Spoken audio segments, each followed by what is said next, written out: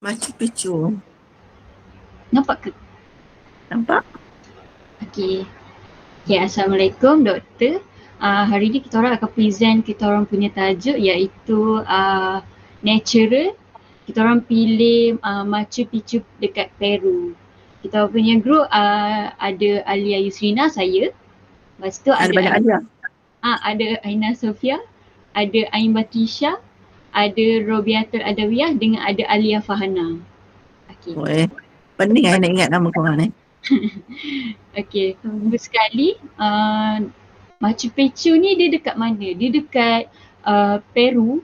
Dia berada di 80 kilometer barat laut daripada Cusco, Peru. Dia dekat pegunungan Andes. Dia ni Eh, disebabkan dia ada dekat pegunungan, jadi ni dia berada tinggi lah daripada paras laut, which is dia berada di 2350 meter daripada aras laut, which is tinggi lah. So next, Tapi kan, cocok-cocok apa nama tadi? Alia. Tengok yang first slide tadi, cover dia.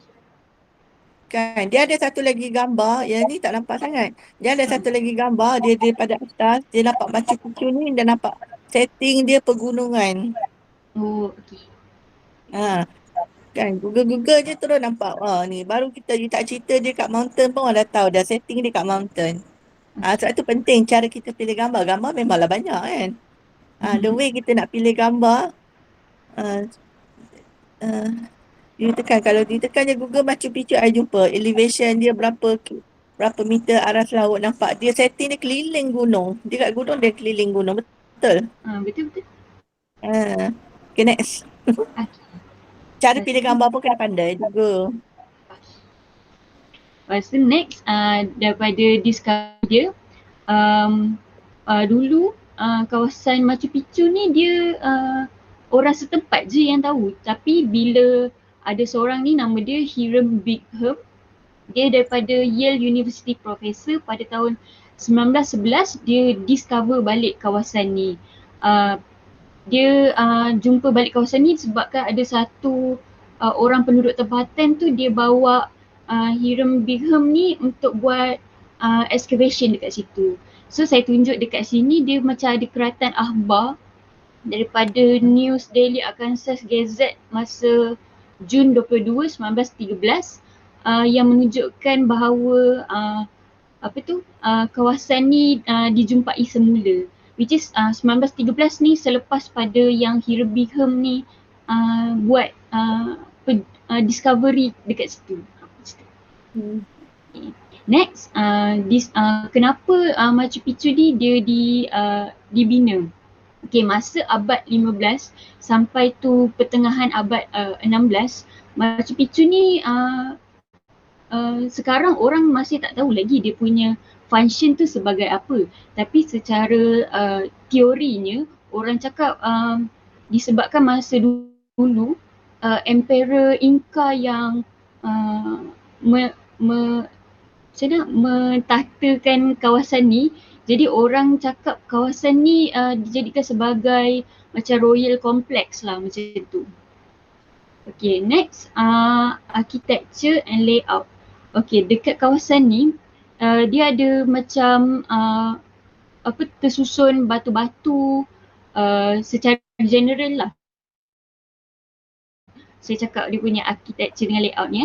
Lepas tu dia juga ada terrace agriculture dengan dia ada banyak layout yang connect walkway dengan 1000 step dia, tangga yang orang biasa naik untuk mendaki, yang turis selalu gunalah untuk waktu sekarang. So maknanya kena banyak lah gambar tajuk tu. Okay. Biasalah kan. Dia cerita macam-macam, mana dia nampak satu je gambar orang track tadi tu lah. So kena tunjuk gambar kat mana agriculture dia, kat mana tangga beribu-ribu tangga tu. Okay. Kan, okay, tak apa. Next, excavation dengan research. Excavation ni dia dijumpai yang tadi yang selepas yang Hiram Bingham tu jumpa, dia buat excavation dekat situ. Jadinya selepas excavation ni baru orang mula mengenali kawasan ni dengan kawasan ni mula dibangunkan semula lah. Contoh macam yang gambar ni dia before excavation. Lepas tu selepas excavation kita baru nampak apa-apa yang tersembunyi bawah tu. Bawah pokok-pokok yang dah Hmm. lama terbiar macam tu. Okay, next untuk Machu Picchu ni Dia dah lama sekarang terbiar. Dia dah lama oh, terbiar. Macam overgrown bushes lah. Dia dah uh, overgrown kat tempat tu. Memanglah dia terbiar tapi dah overgrown je. Dia kita tak nampak rupa sebenar dia kan. okay. Okay, next. Okay, next sekarang ni Machu Picchu ni dia dah jadi satu tempat tourism dan dia dah di certified oleh UNESCO World Heritage Site sebab dia adalah salah satu tarikan pelancong juga dekat sini. Next untuk history Machu Picchu ni pada 1450 masa Emperor Inca tu uh, uh, dia telah dibangunkan. Okay. Macam yang saya cakap tadi, dia punya purpose tu masih debatable dan secara teori dia function dia adalah untuk royal estate, religious site, military outpost dengan trading hub. Yang ni Tapi kan dia tulis 1, 2, 3 yang tulis construction, purpose, abandon, lepas tu rediscover by tahun bila, excavation and study. Ini kan dia buat, memanglah dia buat dalam bentuk timeline. Kalau ada gambar tu support tu lagi lah cantik. Kan? Tak apalah gambar lama ke gambar baru ke tu support dia punya timeline. Kalau ada, kalau tak ada tak payah. Kalau ada lagi cantik. okay. Macam you buat timeline macam Aisyah buat tadi kan. 1, 2, 3 kan. Satu, letak gambar dia kalau ada. Kalau tak ada, ignore je. Dua, letak gambar dia. Alright? Okay. Okay. Okay, Next. masa akhir abad 15 dia dah mula ditinggalkan sebab ada satu wabak dekat Spanish ni, nama dia smallpox epidemic. So orang dah mula dah tak duduk dekat sini lah. So Bukan Spanish flu lah. dia small, tak tahu dah, saya research dia cakap smallpox epidemic. Yang I ingat, yang paling famous is Spanish flu. Ah, Sampaikan ada gambar dia pakai mask yang macam botol lah, apalah. betul? Ah, cuba carilah. Okay. Dia mention ada wabak Spanish flu terkenal. Memang famous masa tu. Okay. Okay. Next. Aisyah dah Uh, okay dah. History ni I dah baca. And Aju je baca. You cakap kan. Dia punya susunan tu dah cantik. Sebenarnya tapi kena support lah. Support gambar. Tapi kalau macam abandon sebab you point lah. Dia abandon sebab apa? Ada wabak ataupun Spanish flu. Tapi you confirmkan. Tapi tahu I yang paling famous is Spanish flu. Dia macam smallpox ke apa ke. Tapi dikenali sebagai Spanish flu kalau tidak pada tahun tu. Tahun tu ke tahun bila? Tak tahu lah Spanish flu tu tahun bila. Tak tahu lah kalau smallpox lah kan. Ah, Maknanya you buat timeline bentuk ni letak gambar-gambar dia. Okay, ni dah next slide. Senang kan? Nampak Ni nak lihat. macam soalan Ni yang gambar paling ni cantik. Gambar yang first tu cantik. Patut gambar dekat introduction dan dekat dia punya cover. Dan kita nampak setting. Ada few gambar lagi. Yang ni tahu ni.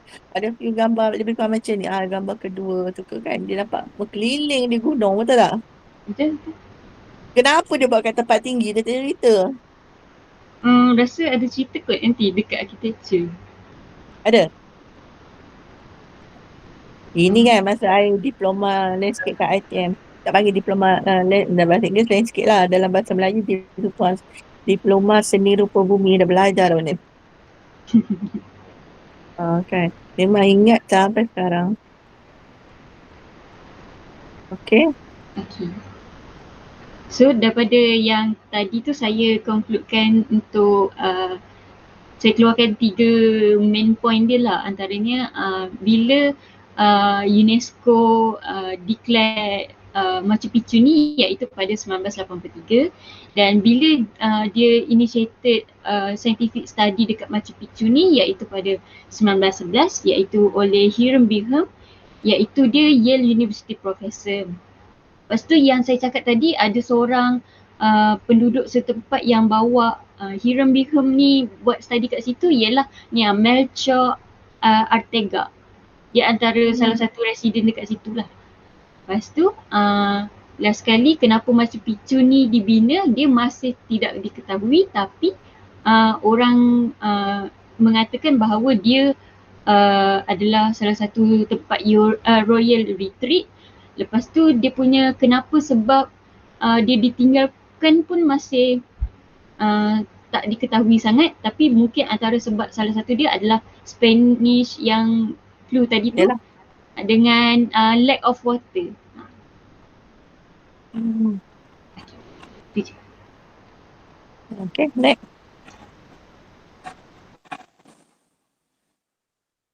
Macamnya why ni kan dia tak pasti kan. Mungkin as a royal retreat, mungkin apa kan. Dia dah cerita kalau royal retreat kat mana turun dia. Tahta-tahta dia duduk belah mana. Singgah sana dia kat mana. Kan? Kalau betul nak istana mesti ada singgah sana dia. Dalam bahasa dia apa benda kan. Okay. Ni siapa nama? Assalamualaikum, nama saya Aina Sofia. Aina, dipanggil Aina. Aina. So saya akan Okay. explain briefly about the architecture in Machu Picchu. So dalam kawasan Machu Picchu ni, kita tahu kalau kita tengok semuanya adalah batu. Dia buat batu lah kalau untuk secara kasar dia. So design architecture seni bina in Machu Picchu ni adalah macam kalau kita nampak bukti diorang punya kebijaksanaan and macam mana engineer dalam engineer during the waktu Inca punya tamadun. Dan tampak kawasan ni mempunyai struktur batu yang direka dengan halus termasuk diorang punya temple, istana, teres pertanian and saluran air. And semuanya macam mana diorang sekalikan semua ni secara harmoni in the landscape jadi. Machu Picchu ni terkenal dengan struktur batu yang dinilai dengan orang kata rumit juga, dan tempat ni mempamerkan arkitektur yang orang kata impresif juga untuk menunjukkan kemahiran engineer waktu itulah. Dia punya Dia research ni dia ada tak cerita batu tu dia ambil daripada tempat lain ataupun dia carve daripada situ ataupun daripada site tu itself. batu ni diorang dapat daripada perguruan-perguruan lain yang diorang ambil tu. Batu diorang buat. Bawa kat situ. Ada proof tak yang dia orang bawa usung situ? Tak ada. Macam kan orang buat piramid nampak dia usung batu tu kan. Ada tak proof ataupun dia potong-potong batu situ dia susun balik semula. Kan. Tak ada. Kalau Saya tak jumpa tu, tapi saya baca diorang just ambil batu daripada perguruan lain and diorang bina tempat ni. tak apalah. Nanti tanyalah, carilah lagi kalau ada kan. So Machu Picchu ni terkenal dengan struktur batu dengan rumit. Tampak ni pamerkan arkitektur yang impresif juga, menunjukkan kemahiran engineer, and ketepatan batu-batu ni dipotong and dipasang together without using mortar, which is kalau zaman dulu kita rasa macam impresif jugalah, and macam mana diorang terfikir nak buat macam tu. And struktur yang dibuat dengan halus ni kalau kita tengok overall nampaklah diorang zaman dulu macam mana diorang boleh bina struktur tu macam tu, and sampai sekarang dia benda tu kukuh lagi. Dari segi significant culture pula, Machu Picchu ni kawasannya dihormati oleh lokal orang Peru ni, terutamanya oleh orang asli Quechua Peru, and diorang percaya tempat ini membawa kepentingan keagamaan, upacara, and diorang function as tempat diorang nak melawat and tempat untuk spiritual reflection. Kalau macam kita healing dekat kita cari pantai ke masjid ke, tapi diorang percaya tempat ni pun salah satu tempat healing diorang lah, macam tu. And the primary type of stone used to build structure in Machu Picchu is granite stone. So waktu during the Inca punya tamadun, builders dia guna batu ni daripada nearby punya pegunungan, and diorang guna batu ni and diorang fit together precisely without use single mortar, and this technique known as orang panggil ashla masonry, and allowed them to create sturdy and durable structure to have withstood centuries sampai sekarang. Kiranya teknik yang pakai ni boleh create structure yang kukuh and durable lah sampai sekarang. Apa nama teknik tu you sebut? Ashla Mansuri. Tapi you kena describe supaya orang lagi faham. Dia ataupun yang supaya orang lebih faham. Jigsaw like pattern, so dia akan susun Macam puzzle. macam puzzle lah, macam bentuk Kiranya gigi. macam kalau kita Gigi tahu dia letak kan, bala bergigi tu dia letak, dia tak gerak lah, betul tak? Dia ada cara dia ni. Kalau you Google, you cari how to bind stone in Machu Picchu, dia ada cerita. What is the technique yang Inca use to shape? Dia pakai apa? Dia pakai hammer, dia pakai apa kan? So construction technique apa dia pakai apa? Batu apa? okay. Saya tambah. Nanti cari lagi dan tambah lagi. Ambil point dia sajalah, tak payah ambil semua. Okay. So next. So kalau kita ni adalah structure yang saya highlight kan, macam nampaknya engineering during Inca punya tamadun ni. Diorang ada temple, palace, residential area, and agricultural terrace and stone pathway. Temple ni diorang ada macam-macam banyak jenis. Nanti saya akan explain sebab itu macam orang kata paling dominan lah kat kawasan tu. Ketua dia ada palace, residential area and agricultural terrace and stone pathway. Benda ni kenapa highlight sebab salah satu kata signifikan juga lah kat kawasan ni. Stone pathway tu macam Shina cakap tadi, macam mana diorang nak pergi ke tempat tu pun diorang kena guna tangga ni. So diorang bina benda tu pun nampaklah macam mana impressive diorang punya architecture. Next. So temple structure ni ada banyak jenis and banyak jenis tu banyak mini juga. Setiap temple sebab diorang kan diorang percaya tempat ni as tempat diorang healing juga, sebab tu diorang nak preserve tempat ni. Temple structure ni diorang banyak jenis and banyak maksud. Yang pertama dia Temple of the Sun. Temple of the Sun ni dia punya architectural style dia dalam bentuk semi-circular wall, and dia punya function dia untuk dedicated to Inti, maksudnya bagi diorang adalah Tuhan matahari macam tu. Macam mana diorang serve as a center solar worship and ceremony activity. Kira diorang percaya tempat ni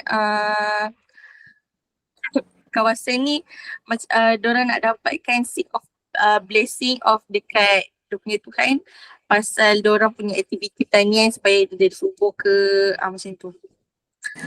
Ni Next. tak pasal tu. Kenapa ada banyak temple, ada banyak tempat-tempat macam tu? Sebab apa ni? Tempat ni dia center of worship, sebab tu dia ada banyak temple kan? And astronomy observation, kan dikaji bulan bintang kat situ. Betul. Dia point tu kena masuk. Yang lain royal family Inca tu dah masuk dah. So next Temple of the Three Windows. Tadi you ada sebut sun worship. Ada dekat tempat. Tapi kat mana? Kenapa tempat tu di mana? You cari gambar dia. Tambah lagi lah. Tak nak support you punya ni. Bila dia kata tempat dia kaji astronomi kat mana, dia sebab itu tempat itu dia tertinggi kan. Astronomi bukan dekat temple apa yang nama Itiwatana. Yalah, tak apalah. Maknanya the whole Machu Picchu adalah satu tempat point tu, betul lah kat Itiwatana ni. So second untuk Temple of the Three Window, temple ni located dekat Sesat Plaza, and kalau tengok dekat dalam gambar ni ada kenapa dinamakan Three Windows dia? Sebab Three Windows ni dia panggil trapezoidal windows. Untuk kawasan ni diorang bagi untuk tengok kawasan sekeliling juga. And this temple believed to have a ceremony of ritualistic significance, and this window have been used for astronomical enlightenment juga untuk spiritual world. Next, Temple of the Condor. Temple of the Condor ni unik sikit sebab diorang kata rupa bentuk batu-batu tu menyerupai burung condor. burung konda tu kalau tengok rupa dia agak scary. So kawasan kenapa diorang bagi nama tempat ni Temple of the Conda, sebab dia cakap temple ni untuk diorang punya spiritual ceremony, untuk dia kata for power, diorang punya freedom and spirit world. Kiranya diorang burung tu diorang dijadikan sebab rupa burung. Maksudnya maksud dia daripada Temple of the Conda dia gunakan as burung tu sebagai diorang punya kepercayaan lah, macam tu. Next, the main temple. Main temple ni serve as multiple purposes including religious ceremonies, administrative function and possibly untuk kawasan dekat residential tu untuk elite member guna sebab dia dekat kawasan main temple. Next, Ititoana Temple ni sama juga have been used for astronomical observation area tu related to solar worship. Kawasan ni dia dekat atas top of dekat kawasan Machu Picchu ni. Kalau datang dekat kawasan Ititoana Temple ni, kita boleh tengok the whole overall kawasan tu. So that's why diorang percaya juga tempat temple tu, kawasan tu boleh jadikan cara diorang nak menyembah diorang punya Tuhan juga. Next, for agriculture terrace and water management, dua ni adalah something diorang buat for farming practice and diorang guna terrace system. Terrace system diorang kan sebab diorang kan dekat kawasan gunung yang curam, so diorang guna sistem ni agak challenging juga. So the Inca Taman Inca ni construct agricultural terrace and then dekat kawasan annex tu to create flat and arable land for cultivation, and this terrace were built with stone retaining walls that not only held, bukannya batu tu saja pegang soil, tapi dia juga membantu untuk distribute water dekat overall kawasan tu. Next, diorang guna sistem aqueduct and channels, and the Inca developed a network of aqueduct and channels to capture water from natural spring and air hujan to distribute to the overall agricultural terrace. And batu-batu yang tersusun tu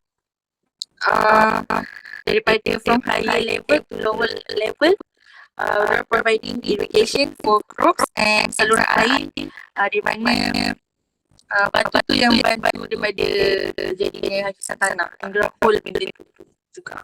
So basically macam mana dari sistem dia kerja adalah air hujan turun daripada terrace tu and diorang mengalihkan ke setiap level of terrace tu untuk punya practice untuk and macam mana diorang punya kehidupan dulu lah, macam mana diorang survive. That's all dari architecture. Tapi kan tapi kan tulisan dengan bergambar berapa dia macam confusing sikit. Ada distract sikit. Tak. Betul. Point dia akan digambar sikit lepas sikit kan. Dia pernah dalam payah background tu. Dia kacau. Alright, next. Okay, seterusnya adalah environmental impact. So kalau basically dekat Machu Picchu ni, dia kawasan yang agak fragile lah. Jadi macam apa construction yang kemudian dia selepas daripada api, seperti batu di discover, tak ada banyak construction kat situ. Tapi nak kata antara environmental impact yang kawasan Machu Picchu ni pernah go adalah sekali waktu 1997 forest fire. So in September 1997 ada salah satu forest fire lah yang berlaku yang menyebabkan macam almost 800 hectares daripada kawasan tu telah Dan it was believed yang fire tu start daripada farmers yang nak cepat nak bakar kat situ sampai dia affect kawasan tu. Dan benda tu berlaku selama 5 hari, tapi at last fire tu dia macam dimatikan dengan hujan lebat sebab antara macam cuaca di kawasan Machu Picchu ni dia kawasan yang selalu hujan lebat dan kadang-kadang akan banjir juga, tapi bukan di exactly dekat Machu Picchu tu, tapi dekat nearest town ataupun village. Okay. Sekejap. Ni siapa nama? Oh Siapa ya, nama? saya Nurul Ain Batrisha. Aina. Tadi kan Aina ada mention kawasan sekitar Machu Picchu ni dia menerima taburan hujan yang tinggi kan? Maknanya dekat agriculture you, macam mana dia buat pengairan tu, point tu you kena ambil.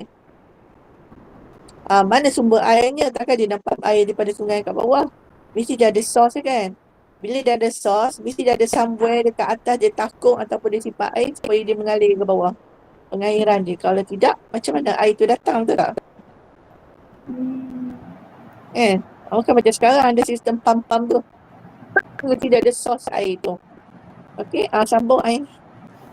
Tu source air untuk apa? Air untuk pertanian. Tadi kan dia buat irrigation. Pertanian. Aina tadi ada buat irrigation, dia punya irrigation system, terrace, macam mana dia alirkan air kan. Kan di kawasan pertanian, mesti kita tanya mana sumber air dia, betul tak? Maknanya sumber air dia daripada air hujan. Kalau you kaji balik kepercayaan orang Machu Picchu ni, dia macam kepercayaan dia macam dia sembah alam lah je. Macam angin apa semua tu, tanah apa semua, dia ada kepercayaan dia. Semua tu related. That's why dia bila Machu Picchu tu di situ. Kan? Okey, sambung. Okay, so daripada forest fire disaster tu, sekarang ni penguasa di sana dia telah menggunakan thermal cameras yang diletakkan dekat drone dan akan tengoklah kawasan tu supaya mereka boleh detect lah apa kebakaran. Okay, Macam ni, kalau macam ni, Ain dia kena pecah dua. Apa punya disaster yang pernah berlaku dan macam mana dia cuba mengatasinya daripada berlaku di masa hadapan. Betul tak? Bila point ni dah bercampur kan, apa yang terjadi, apa yang way forward supaya next dia boleh monitor. Dia macam ayat dia bersambung-sambung dia ni tak nak. Okay. Okay, next. Okay, ni macam yang dah disebut oleh Imet saya tadi. Dekat kawasan ni, dia selalu berlaku landslide disebabkan kedudukan dia yang berada di kawasan pegunungan. Okay, kenapa landslide terjadi kat gunung? Satu discovery oleh Japanese geologist ni, dia dah buat study dekat situ dan diorang dapati bahawa di muka bumi dia tu kan ada layer. Jadi layer tu slide dengan sangat laju. Daripada study tu dia kata 1 bulan 1 cm layer tu dia akan slide. Bergerak. Bergerak. Betul. Bergerak dengan sendirinya.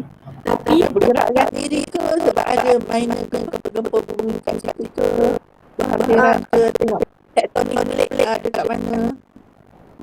Kita kan tektonik plate kan, jalur yang tempat gempa kan, bila dia gempa dia kan dia tak adalah gempa bumi terus, dia akan gerak sikit. Adakah dia berhampiran dengan tektonik plate ke mana ke? Ni dekat Gunung Andes kan? betul. Ada cerita ada Andes tu, San Andreas ke apa tu, dia ada tengok movie tu kan, yang gebu-gebu habis tu. Macam tengok kan, dia macam Maknanya nanti kadang kita tengok movie kan, dia walaupun movie tidak tepat, tapi apa yang diceritakan tu mungkin berlaku di tempat lain, mungkin disebab-sebabkan tu. Maknanya kalau tanah hakikat jadi dua je. Betul tak? Satu, kapasiti air yang melemahkan struktur tanah. Yang kedua, pergerakan bumi. So dalam kes ni berlaku pergerakan bumi bukan tanah. Tadi kata menerima air yang banyak kan? Adakah dua berkaitan? Adakah dua tu gabung dua? Dia mudah. Kan? Kita tahu satu ke dua kan? Tu cari lagi kan? Pada cerita tu, kenapa kan sebab satu pergerakan dia tidak jauh daripada dia ataupun pergerakan bumi memang dia kena memang tak. Lepas apa sea level kita makin naik kan? Yang keduanya tadi kata air banyak air hujan. Bila air akan melemahkan struktur tanah dan lebih dia beruntung. Tak apa nanti cari confirm bagi ini air bagi general dengan air kita dibandingkan dia. Jangan cakap apa saya cakap macam mana pasal confirm boleh betul. Alright, kamu jenis itu tidak ada siapa yang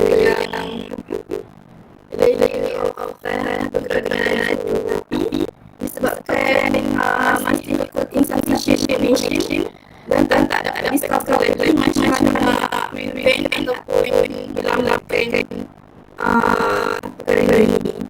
Dan di-mention juga dalam apa ni daripada isu over tourism yang sedang berlaku ni macam tak membantu lah untuk nak menjaga kawasan ini sebab daripada tak pumping daripada sistem air mengakibatkan vibration yang boleh menyebabkan lagi pergerakan anak dari air sini. Benda ini akan membuatkan teori untuk business tak terjalan dan pada tahun 2010 ada deadline dekat predict dekat semua tu yang menyebabkan dalam 2000 risk telah perang yang mana-mana helikopter dalam beberapa hari. Jadi tak kira baik-baik.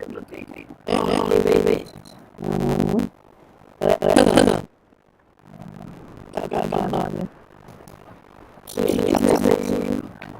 Next. Saya setiap paket ada station jadi sudah macam ini station dia memang ada station.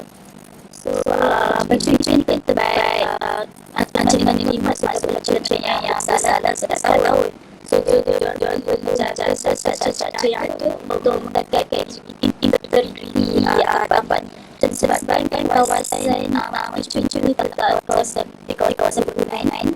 Jadi sistem penguasaan yang tak macam ini boleh membawa pada kesusahan alam sekitar dan juga pada struktur tata disebabkan kawasan ini cuma pada pergunaan.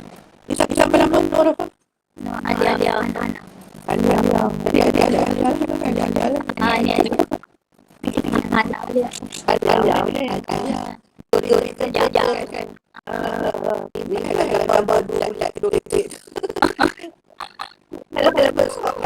kita yang tengok dia apa yang special sekali kita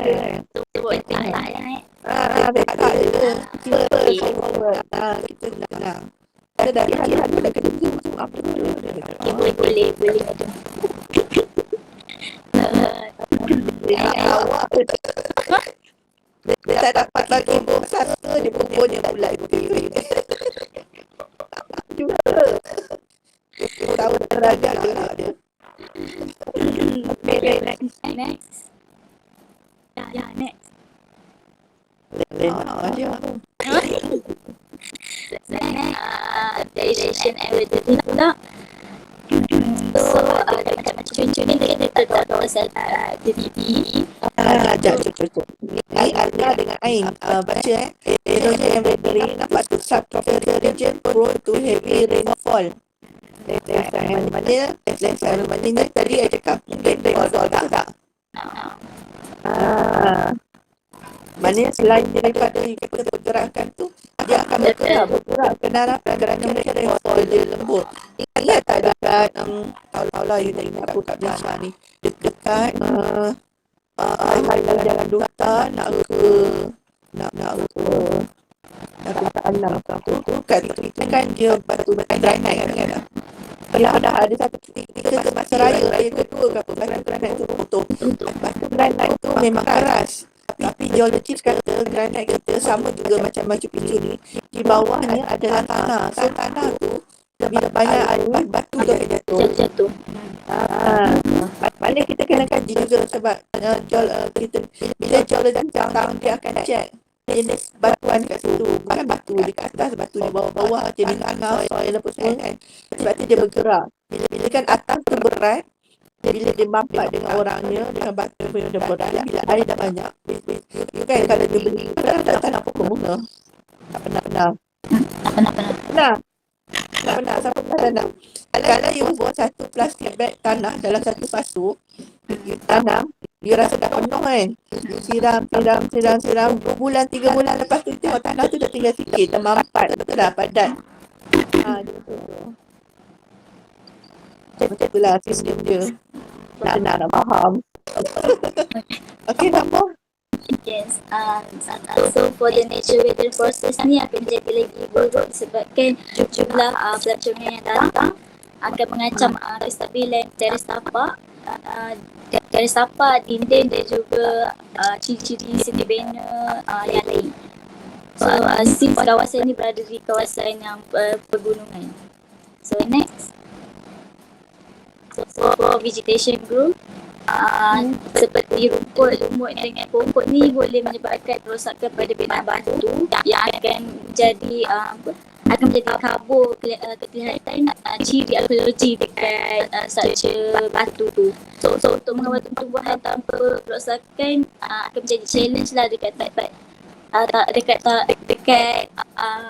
tempat Machu Picchu ni, sebab struktur dia yang kena jaga. Kenapa vegetation growth ni jadi ni? Sebab dia akan menjadi Dia cepat tumbuh ke? Pasal apa? Jadi sebab di kawasan pegunungan kan dia orang angkut macam Aina cakap tadi, batu-batu tu kan dia ambil, dia macam bina kat tempat tu. Jadi kan dia dah kacau dekat area pegunungan tu kan banyak pokok. So macam pertumbuhan senang tumbuh. So orang kan datang untuk pelancongan. Jadi dia macam boleh menghalang struktur batu-batu kat situ. Kenapa dia cepat tumbuh? Kita back to basic kan. Dia macam tropical juga dia kan. Tropical country bila ada hujan cepatlah pokok dia tumbuh. Pokok. Gitu. Gitu. Tapi tadi I baca memang punca ni sebab hujan dan juga tu macam tanah runtuh tu itu sebabkan hujan. Landslide, heavy rain and landslide. Nanti betulkanlah Aina apa tu kan. Landslide sebabkan rain high hujan memang ya. Okay, sambung. The next. So conservation structure pula, pemulihan struktur batu kat Machu Picchu ni termasuk dinding, kuil dan teras arkitek bangunan-bangunan tu memerlukan usaha lebih untuk penyelenggaraan dan pemulihan yang berterusan. So sebab dalam UNESCO, dalam saya baca tu, dia cakap kira-kira dalam 200 struktur yang bentuk seperti struktur untuk keagamaan, upacara dan pertanian ni terletak di atas rabung yang curam dengan teres batu. So dia orang banyak bina dekat area situ. So benar next. gambar yang kecil nombor 3 tu kan. Tapi sebab dia kecil kan. Okay. Kan. Sebab tu pentingnya gambar besar-besar. Okay. Nanti kita letak gambar besar-besar. Besar. Ingat proportion je. Text tak lebih 30%. Okay. So, Less than that, 25 cantik. Ingat tu. Ingat sampai bila-bila tau. okay, madam. So next illegal is excavation and looting ni pula. Walaupun kat Mechu ni dia memang dah ada lah langkah-langkah perlindungan. Tapi penggalian secara haram dan juga penggalian secara haram ni still direkodkan dekat tempat tu. So penggalian dan pengalihan artifak tanpa kebenaran ni boleh merosakkan warisan budaya tapak tu dan juga dapat madamkan sedikit tentang maklumat arkeologi yang berharga kat kawasan tu disebabkan oleh ada orang yang buat penggalian secara haram. Ya, penggalian secara haram actually kan. Dia menyebabkan tanah tu lagi mudah terdedah kepada air ke apa ke. Oh, sebab dia orang gali kan? Hakisan kan. Tu benda tu tadi berlaku. Nampak tak? Kita boleh cari banyak point untuk Ain. Tu tak Ain? Kenapa itu berlaku? Ada benda ni. Macam kita lah bukit kat Malaysia ni yang tanah-tanah runtuh kan dia teroka-teroka. Sekali dah open ni, dia runtuh. Asalnya bukit mesti ada pokok lebat supaya pokok tu dia boleh simpan air kan. Dia boleh, jadi bila pokok tu dah kurang kat atas tu, siapa je yang nak boleh simpan air, jatuhlah air tu ke bawah kan. Itu konsep dia. Sama je kat Malaysia ni, sini pun sama. Tropical country sama, tak tropical pun sama juga. Okay, next. Assalamualaikum warahmatullahi wabarakatuh. Saya Robiatul Al-Adawiyah and saya akan terangkan pasal community connection. Next.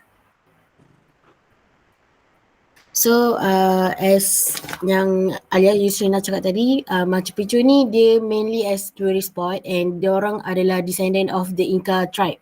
So diorang punya community ni dia terdiri daripada religious punya orang atasan seperti priests and nobles.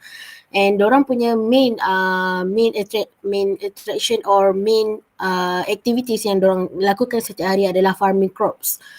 Okay, next.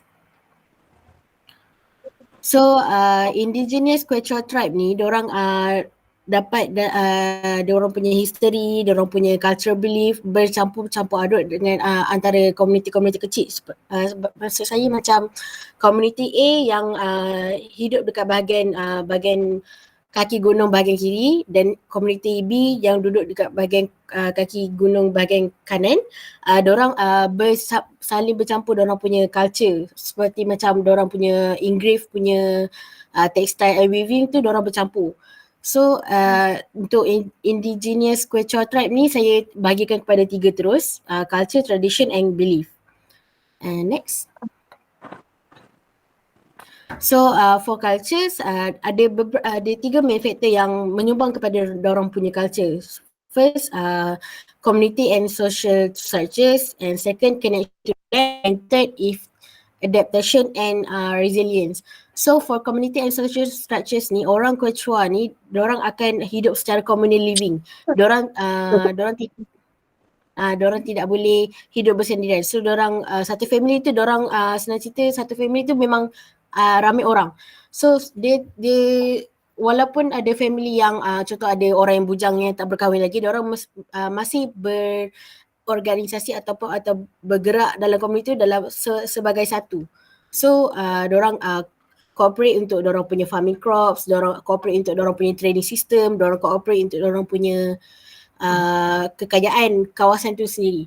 So untuk connection to the land, macam yang semua teammate saya cakap tadi, diorang lebih kepada terrace and aqueduct punya sistem. So connection to the land tu diorang bagi diorang cultivating crops tu adalah sumber yang sangat sustainable untuk diorang. So antara crops yang diorang buat adalah potato. So diorang lagi fokuskan kepada potato kerana potato tu adalah makanan asas yang semua orang boleh akses. So daripada connection to the land ni yang diorang farming crops tu, diorang dah produce lebih daripada 4,000 jenis potato.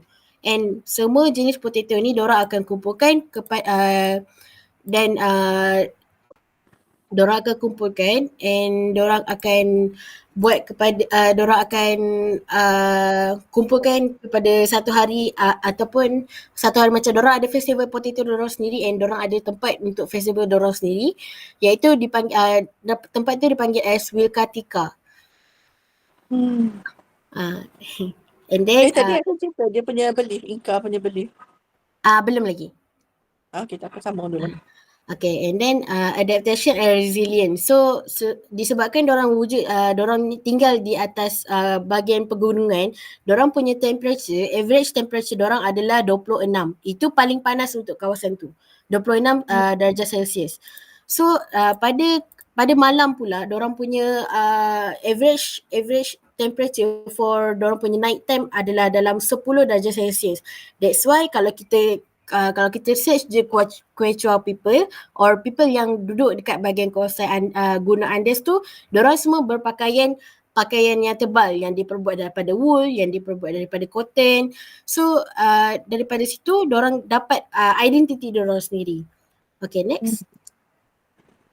And then culture influence towards the heritage, towards the history side of Machu Picchu tu.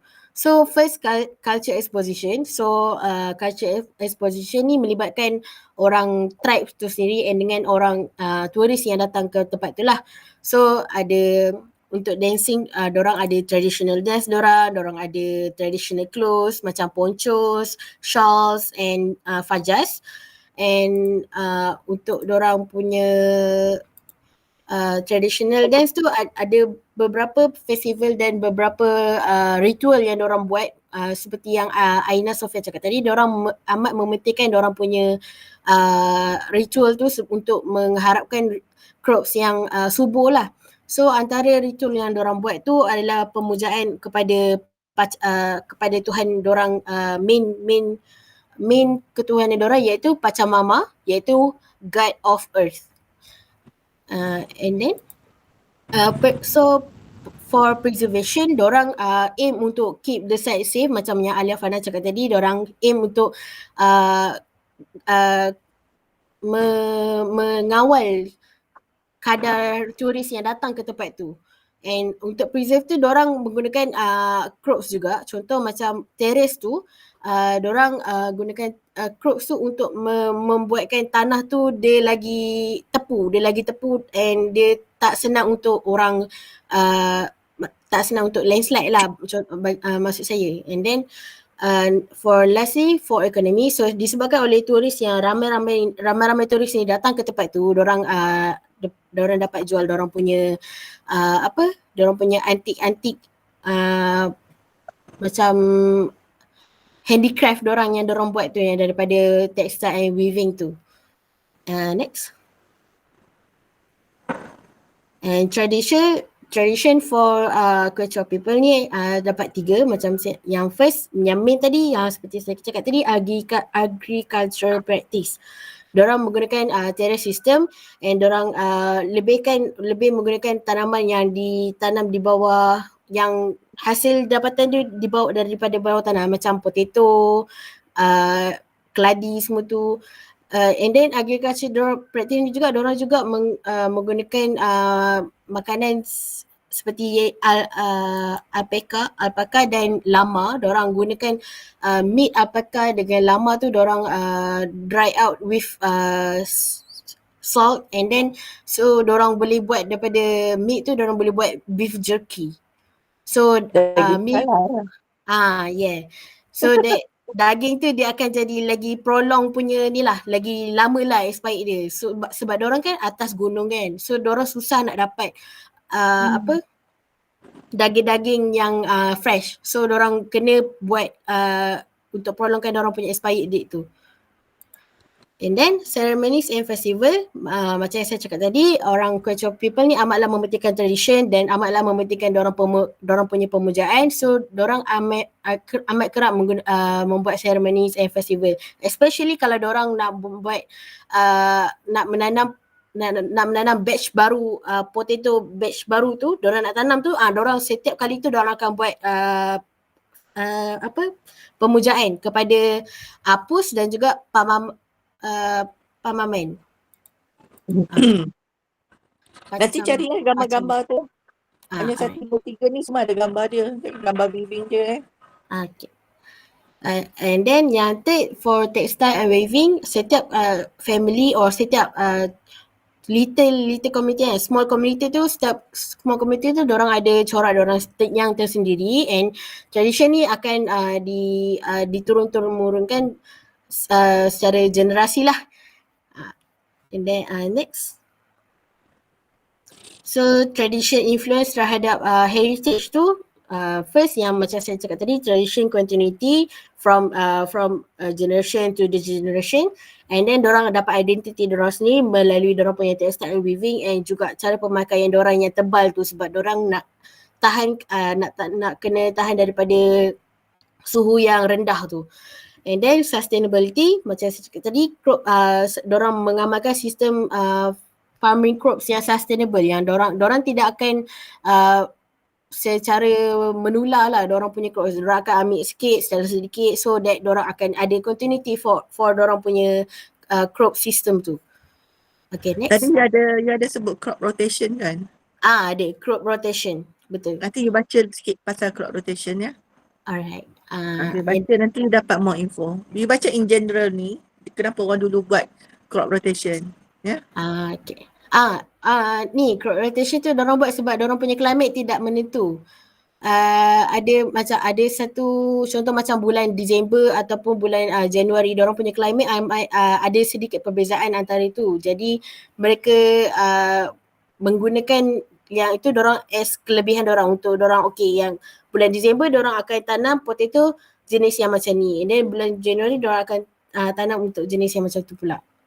Nanti you baca lagi, crop rotation actually to macam rejuvenate the fertilization of the soil. Itu tak apalah, bergantung kepada cuaca dan benefit dia apa lagi kan. That's why dia dulu practice dia very sustainable, betul tak? Betul. Tak payah nak baja-baja apa, dia tukar je. Sebab some plants bila kita tanam, dia akan absorb certain nutrient, akan bebaskan certain nutrient dalam tanah. Kan, so plants tu dia berbeza-beza. Jadi bila kita buat rotation, dia macam membantu each other lah, macam tu. Dari segi tanah punya kesuburan kan. Okay, sambung. So local belief, dorang menggunakan animistic belief and cosmovision, macam yang Puan Sharifah cakap tadi, mereka mengkaji bulan dan bintang. Jadi a belief yang dorang antara prinsip belief dorang adalah a belief that natural phenomena including the weather, crops, health and disease are influenced by supernatural influences. And next, dorang juga believe certain astronomy dorang yang dorang kaji tu akan influence the events of the future events lah. Contoh macam kalau bintang ni macam ni, dorang maybe akan banjir kawasan ni, so dorang akan take safety measure to prevent that. And dorang juga believe in Indian deities, which is the major god of the tribe called Pachamama, the Incan mother of earth, and Viracocha, which the creation of the thing itself. And lastly, it is said that this mountain spirit, which is called Apus, will keep an eye on their land and on their farming site, yang terrace tu. Okay, next.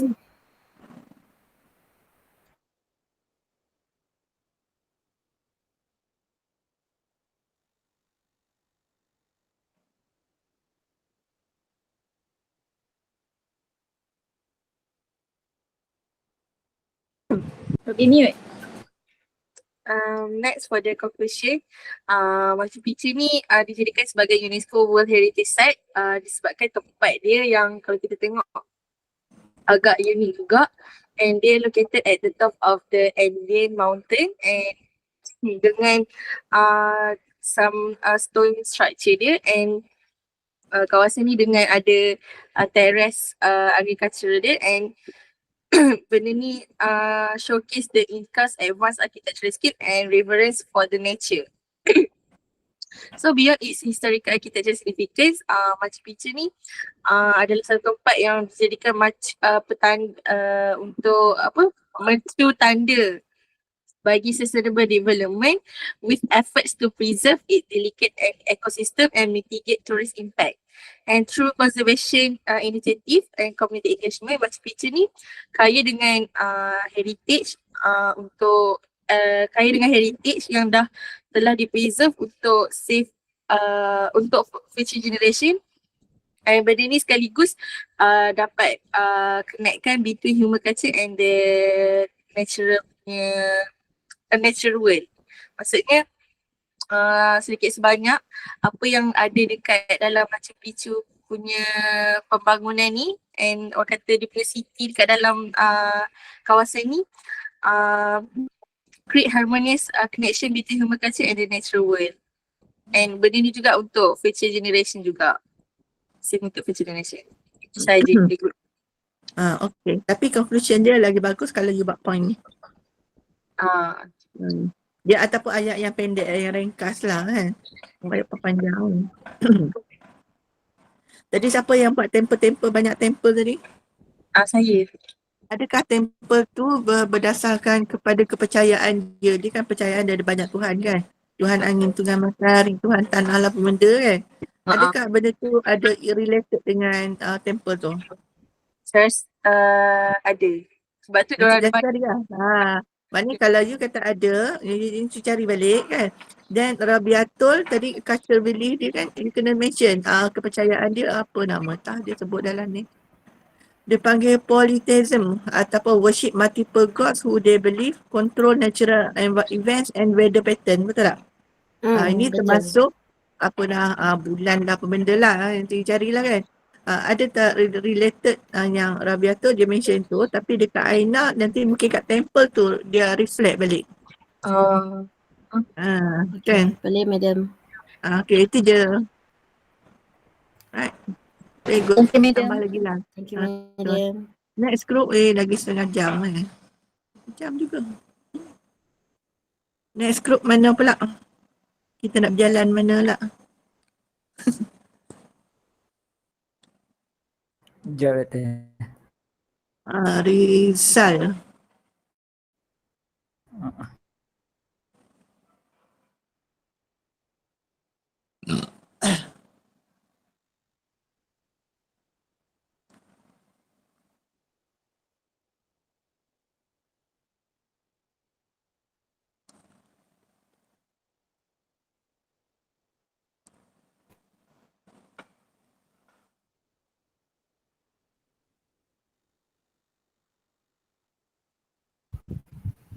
Assalamualaikum. Waalaikumsalam. Dengar okay. Grup kami tajuk dia adalah Cultural Landscape and Archaeological Remains of the Bermian Valley. Kami ada 4 orang. Saya, Umar Hafiz, Muhammad Amjad, Rizal Ahmad dan Muhammad Lokman. Oh, boys semua. 4 orang. Tadi semua girls ni boys. Okay, tak apa, sambung. Okay. Untuk intro, what is tangible heritage? Tangible heritage yang kita tahu adalah physical cultural yang remains lah, yang kita boleh nampak dan yang ada kat situ. So dia boleh jadi benda yang immovable dan movable objects. Terlajak. Okay, untuk tangible heritage di Bermian Valley, the tangible heritage is complex, such as the destroyed giant statue dan juga enduring heritage macam mural dalam gua, monasteries, religious punya structure dan juga kubu-kubu pertahanan untuk orang-orang dululah kat situ. Mural ke statue? Ada statue dekat luar tu yang besar, yang mural ni dalam gua. Okay, so Bermian Valley ni terletak di tengah-tengah Afghanistan di kawasan pegunungan dan juga berada di Hindu Kush punya mountains lah. So dia juga Ni kalau site location ni, you letak gambar tu, okey. Tapi peta Afghanistan tunjuk kat mana benda tu duduk. Oh, dekat Kan? tengah-tengah. Macam sama juga dengan Bali dengan apa Machu Picchu tadi, tunjuk peta negeri dan peta location macam ni. Boleh? Oh, okey, boleh. Semua grup boleh letak peta. So yang gambar kedua tu, gambar kedua dah tak ada mana lah sebab dia tak tahu nak buat apa kan. Tak. Alhal kali letak peta Afghanistan tu kat situ, kat mana dia duduk, kat utara, kat selatan, timur, barat kan. Okey. Gunung tu pegunungan apa? Hindu Kush.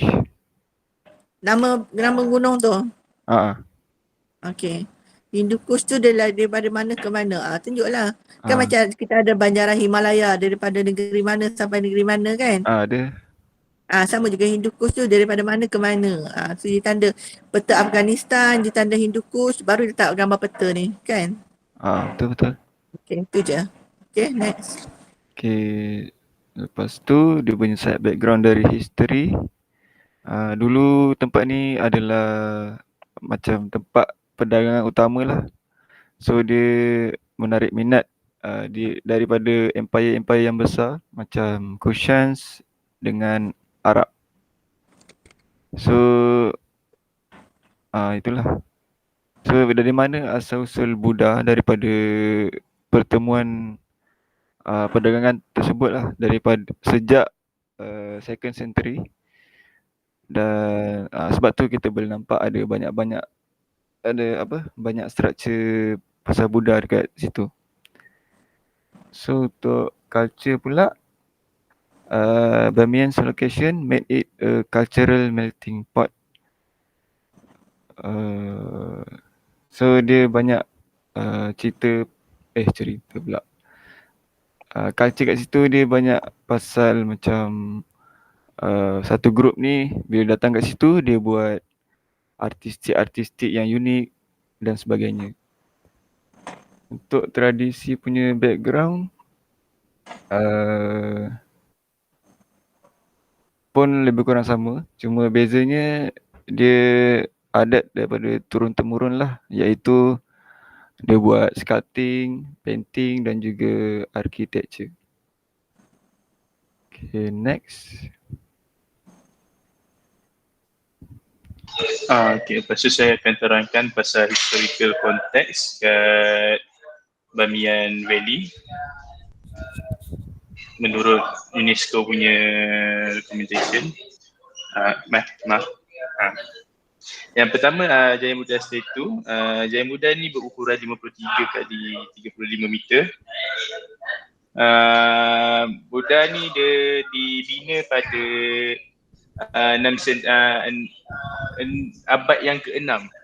Lepas tu Buddha ni adalah salah satu landmark yang famous kat Bamiyan Valley tu. So turis kalau datang kat Afghanistan ke, memang tarikan utama diorang ni Buddha ni lah.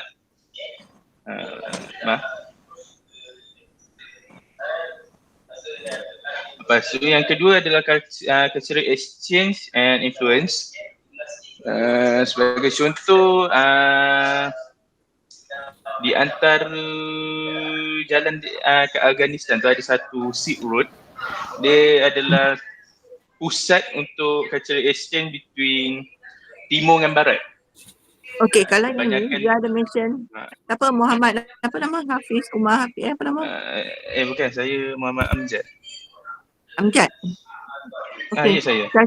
Cultural exchange and influence. Boleh tak dalam peta ni you tanda Silk Road tu datang daripada mana ke mana?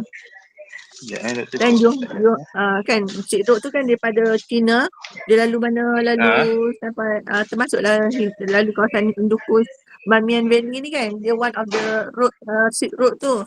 Dan Silk Road tu tandalah negeri, dia start daripada China, lepas tu negeri apa tak, banyaklah negeri-negeri. Maksudnya peta tu akan besar kan, Doktor? Peta tu besar dia tunjuk China, dia buat China ni negeri apa, dan dia tak tanda marks kat mana Bamiyan ni. Dan baru-baru dia support cultural exchange and influence. Sebab kita daripada peta tu kita boleh baca, China, Uzbekistan, Kazakhstan lah, apalah, Afghanistan. Ni kat Afghanistan kan? Kazakhstan, stan sampai sana kan? So baru dia nampak daripada paling timur dan paling barat, baru kita boleh faham kenapa ada cultural exchange kat situ. Okay. Okay. Ni peta ni tak detail lah, nanti detailkan macam tu sebab dia very important Silk Road ni. So dia Dalam kena statekan kenapa peradaban cultural exchange berlaku kat situ. Silk Road ni bila kalau you ada expo ke apa ke, kadang-kadang dia keluar dekat TV tu, dia ada cerita, ataupun you Google lah, cari dekat YouTube ke mana-mana, you tengok kan dia ada travel, kadang-kadang Chef Wan pun dia ada travel Silk Road, dia kat mana, Kazakhstan ke mana-mana kan. So bila kita tengok cultural betul, then baru kita faham kat mana. Tunjuk. Maknanya you kena detailkan kat situ, baru nampak negeri ni ke negeri ni baru dia ada cultural exchange yang baru betul. Okay. Lepas tu kat setiap Dan baru kita tu, faham. Dia kan statekan dia penganut agama dia identiti Buddha kat kan. kawasan tu. Buddha ni datang betul. daripada mana kan? Padahal Oh, Afghanistan negara Islam, betul tak? Islam, betul. Kan? So, Betul. macam mana Islam dengan Buddha? Jadi kalau tu betul road tu. Okey. Sambung.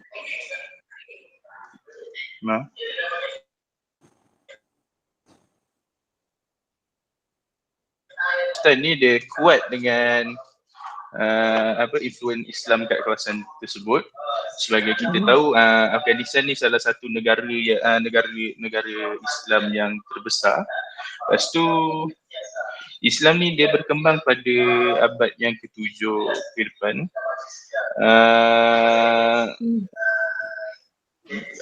Cerita dia berkait dengan Said Saddam lah. Saya ingat lah. Lepas tu Islam ni dia kat kawasan Afghanistan ni dia mewujudkan satu grup, satu kumpulan Taliban, yang mana grup Taliban ni dia antara pasukan yang menegakkan syariah Islam kat kawasan sana. Taliban ni juga bila diwujudkan dia menurunkan ekonomi yang berada di Afghanistan. Contohnya kan ni diorang menghapuskan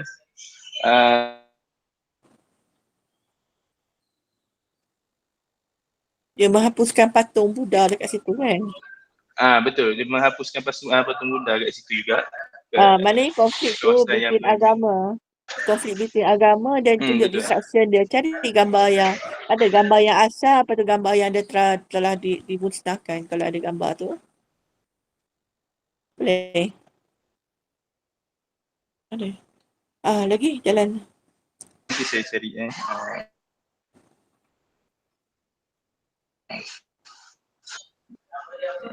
ni tak ada.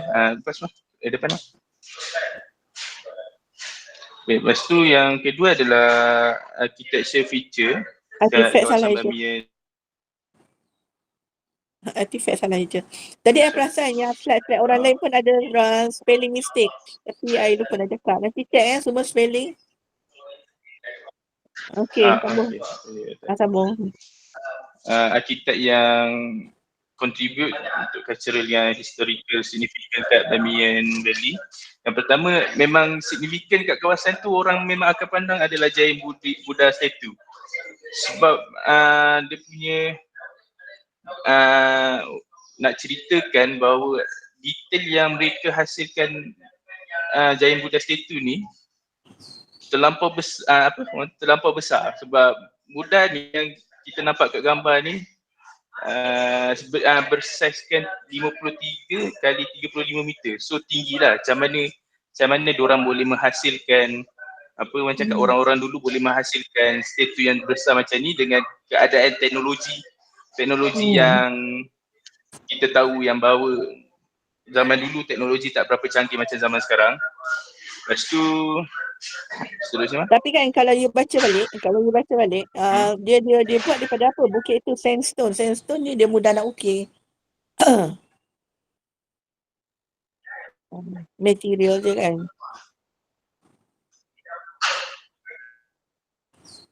Okay, lagi.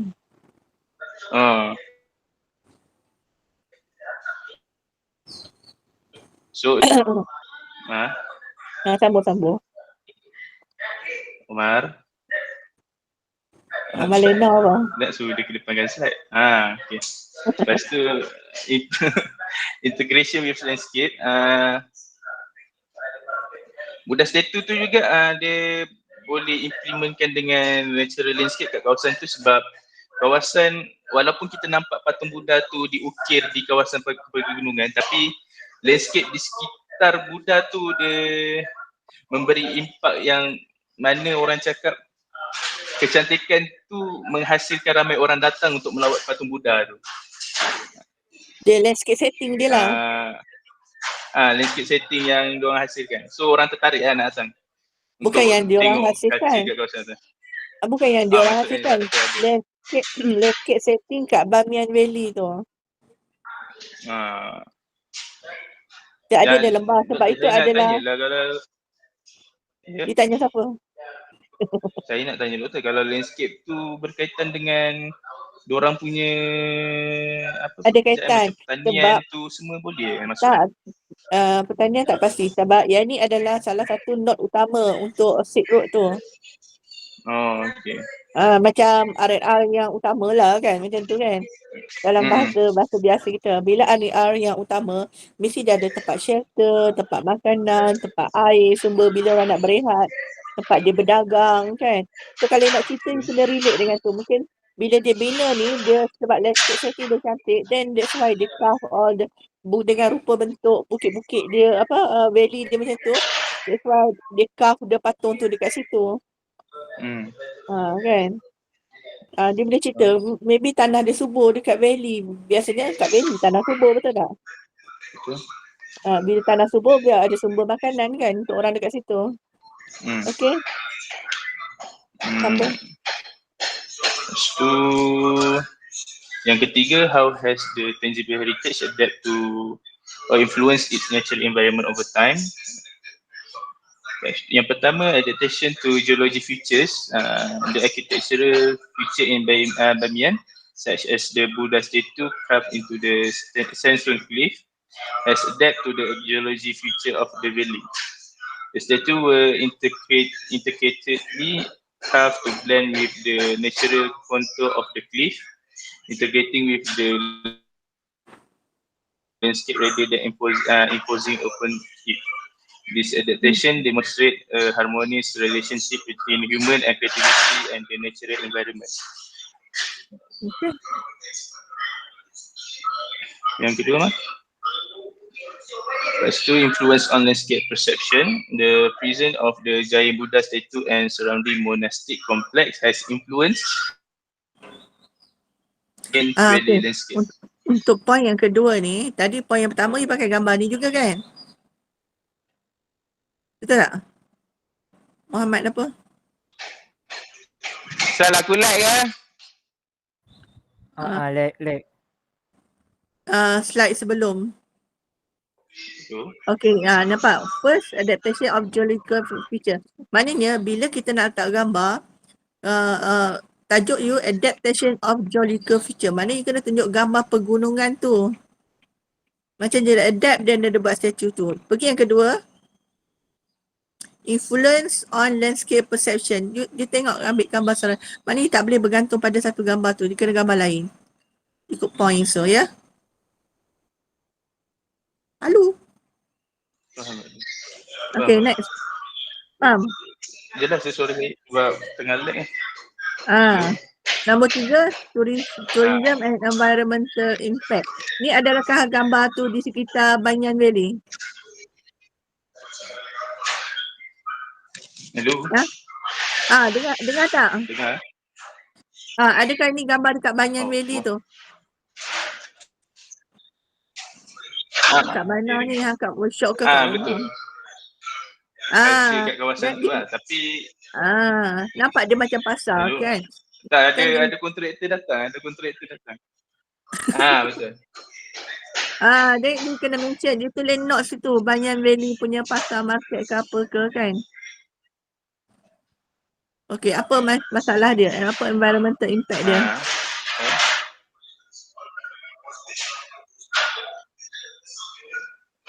Dia menaikkan ekonomi masyarakat setempat. Lepas tu kalau macam kita tengok kawasan Silk Road tu kan, orang boleh singgah kat kawasan ni untuk menukar cultural lah kat kawasan ni, sebab kawasan ni ramai orang. Lepas tu orang Bukan ada boleh acara tau. orang untuk menyebarkan. Muhammad, kalau dia kata Silk Road, dia jangan cakap orang boleh singgah. Because of the Silk Road ni one of the north, orang akan singgah di tempat ni. Akan.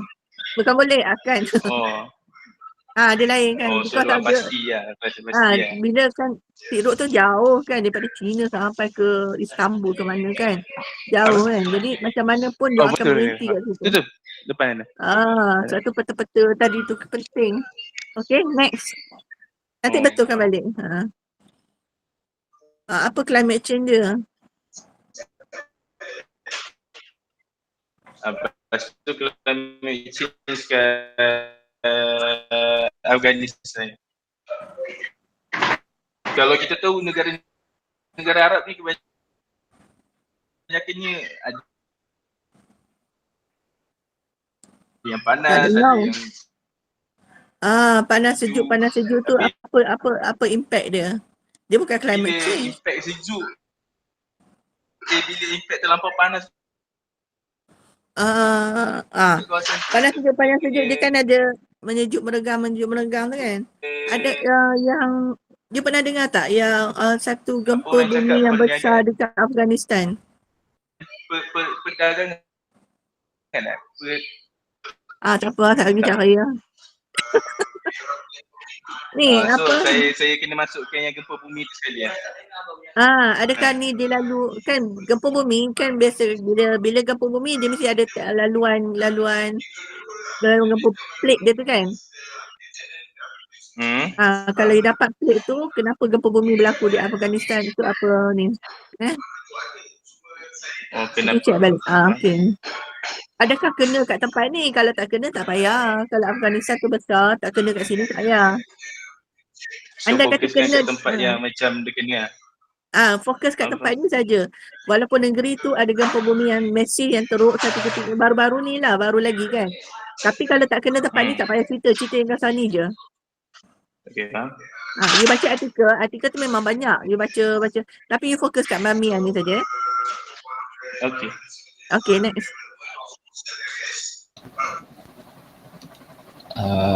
So move on to next slide. What are the current challenges in preserving and conserving the chosen tangible heritage? First, environmental degradation.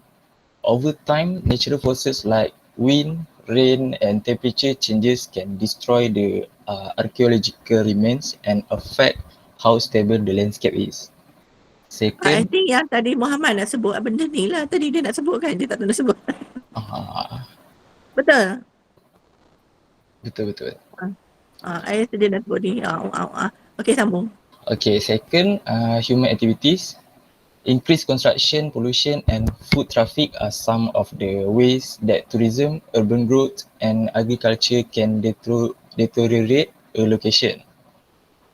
Tiga, lack of funding and resources. Sumber kewangan yang besar diperlukan untuk penyelenggaraan berterusan, pemulihan dan pemantauan projek pemeliharaan. Program untuk pemeliharaan mungkin tak berjaya jika mereka tak mempunyai dana ataupun sumber yang mencukupi. Yang keempat, technological challenges. It can be difficult to use contemporary technologies, contoh seperti guna tenaga kerja manusia, for conservation and preservation initiative in isolated or conflict affected areas like Bamiyan Valley. So kelima, conflict and instability. So basically Lembah Bamiyan dekat Afghanistan ni sememangnya tertakluk kepada pergolakan politik dengan konflik. Ia menimbulkan ancaman besar pada tapak warisan budaya dia. Salah satu insiden yang paling terkenal dalam sejarah yang latest ni adalah pemusnahan patung Buddha Bamiyan yang disengajakan pada Mac 2001 oleh rejim Taliban. Patung-patung purba ni dia berdiri tinggi 53 meter, dianggap sebagai tapak warisan dunia UNESCO dan merupakan simbol penting sejarah budaya dan agama Afghanistan yang kaya itu. So pemusnahan Buddha mencetuskan macam kemarahan antarabangsa dan menyalahkan kelemahan tapak warisan budaya di wilayah yang terjejas akibat konflik. Selain itu, konflik yang berterusan di Afghanistan pula ditimbulkan kebimbangan tentang rompakan dan pemusnahan tapak arkeologi lain di Lembah Bamian dan di seluruh negara. So sumber ni saya dapat daripada website UNESCO, Cultural Landscape and Archaeological in Bamiyan Valley, Afghanistan. So second slide. Ongoing preservation effort. First, UNESCO World Heritage. Since the Bamiyan Valley was named a UNESCO World Heritage Site in 2003, advocacy for its preservation has grown on a global scale. Second, conservation project. The cultural landscape and archaeological remains of the Bamiyan Valley are being protected by a number of organizations, including UNESCO and the Afghanistan government. This project involves effort to stabilize the Buddha niches, preserve the surrounding landscape, and prevent further deterioration. Third, community involvement. The long-term viability of conservation initiative depends on including local communities in preservation activities. Community-based strategies can assist in increasing awareness, gaining support, and enabling local to assume responsibility for safeguarding their cultural heritage. 4. International collaboration. The Bamiyan Valley Preservation Project require the cooperation of government, international organisation and local stakeholder in order to combine their resource, expertise and support. Yang kali, innovative conservation technique to record and save the archaeological remains of the Bamiyan Valley. Scientists and environmentalists are investigating cutting-edge methods including digital reconstruction and 3D scanning. Okay. Ya, patah balik. Preservation effort, dia ada mention tak yang dia bina semula the Buddha tu, statue tu? Kan dia dah dihancurkan oleh Taliban. Preservation, conservation, reconstruction, nanti cari balik. Actually ada doktor, tapi saya tak letak. Tak apa, nanti dia letak Okay, boleh. Dia macam bila ada isu, ada point, dia letak gambar. Macam ni bagus, very clear. Dia ada point, dia ada gambar, ada point, dia gambar. Jadi orang senang nak faham. Right? Tapi gambar lah Cik Nonlek, kan korang ni kena betul. Okay, next. Conclusion. Okay, conclusion. Next mah. What we can learn is Bamiyan Valley's tangible heritage offer valuable lessons in terms of cultural exchange, architectural innovation, historical significance, symbolism, and the challenges of preservation. The example of challenges preservation is the destruction of the Bamiyan Buddha by the Taliban in 2001, underscore the political instability and ideological extremism. These tragic events serve as a sobering reminder of the importance of reverse preservation efforts and the need to safeguard cultural heritage for the future generation. Next mah. Rizal. What can we learn tu, you buat satu patah balik slide sebelum tu. What we can learn, boleh tak you buat point 1, 2, 3, satu apa letak gambar dia. Oh, boleh. Sebab dia lagi clear kan. Ni maybe tak ada idea, tulis je kan. Okay, untuk hari Khamis ni nak very clear lagi. Alright. Okay, so things that can give satu lagi, influence. Cuk. Satu lagi, ni untuk semua, bukan untuk Rizal saja. Satu lagi, bila kita ada gambar banyak-banyak macam ni, you jangan cantum gambar. At least bagi gap sikit je nampak line putih tu kan. Tapi pandailah you rearrange gambar. Ada yang line sikit, ada putih, you rearrange lah macam mana pun. Okey, sambung. Okay, things that can give influence towards cultural landscape in Bamiyan Valley is activities. Economic activities such as agriculture, livestock grazing, and handcraft production play a Okey. central role in shaping the cultural landscape of Bamiyan Valley. Okey, Second satu lagi is jap. Cultural landscape. Bukan saja yang ni. Cultural landscape tadi gambar siapa tadi? Tunjuk gambar pasar. Walaupun pasar is cultural landscape juga kan, dia one of the note for Silk Road kan. Perhentian dia pasar, orang berjual beli, bertukar-tukar ni rempah daripada mana, sutera daripada mana, betul tak? Betul. Teh daripada mana, tu gambar pasar tu kena ada. Kadang you silap. Cultural landscape, ingat landscape je, tapi cultural landscape can be pasar, can be bandar kan. Betul. Okay, sama. Second is globalization and tourism. Globalization and tourism have introduced new influence and opportunities to Bamiyan Valley's cultural landscape. Increase of visitor traffic has led to the development of tourism in Bamiyan Valley lah. And the last is environmental conservation and sustainability. Effort to conserve Bamiyan Valley's natural and cultural heritage contribute to the preservation of its cultural landscape. Sustainable development practices and environmental stewardship in the initiative are essential of safeguarding the valley cultural and ecological integrity. Okay, Rizal, gambar yang last tu, environmental conservation tu, ada tak gambar gambar ni dah cantik dah. Nampak sampai background bukit-bukit dia tu. Ada, cuma saya crop kan sebab nak samakan dia. Alah, kau kena kod slide. Buat je lah satu tajuk tu, satu slide. Boleh. Tapi I puji you letak point. I suka. You letak point, you letak beberapa gambar dan kita nampak macam mana dia conserve kan. Boleh. Boleh. Nanti cari kalau boleh nampak background dia punya bukit yang di carve tu, nampak background dia gunung gandang, bukit-bukit kan. Kush apa dah? Banjaran Kush apa? Jadi siapa cakap yang first presenter tadi?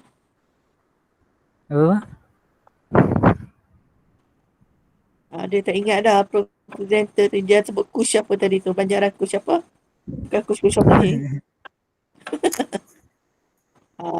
Yang ada peta tu. Hindu Kush. Hindu Kush.